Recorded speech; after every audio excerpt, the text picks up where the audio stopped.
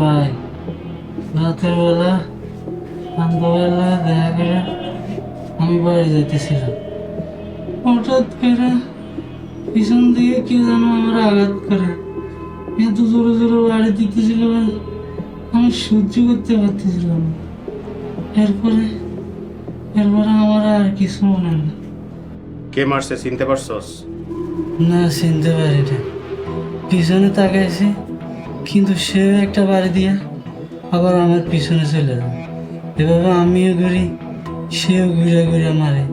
তারা দেখতে পারি নাই, চিনতেও পারি নাই। কে আর মারবো? শুক্র? না, শুক্র মারে নাই। শুক্রই মারছে, কারণ শুক্রের নজরদারি করতে আমি ওরে লাগাইছি। শুক্র যদি মারতো তাইলে ও না মরা পর্যন্ত ওরে ছাইড়া দিত না। কিন্তু ভাই, আমারও তো আর কোনো শত্রু নাই।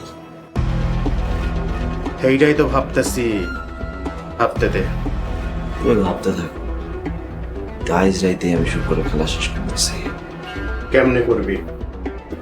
এই একটা কারণে আমার উপর কথা বলতেছে, শুক্র রাতে বই থাকবে, এটা আমি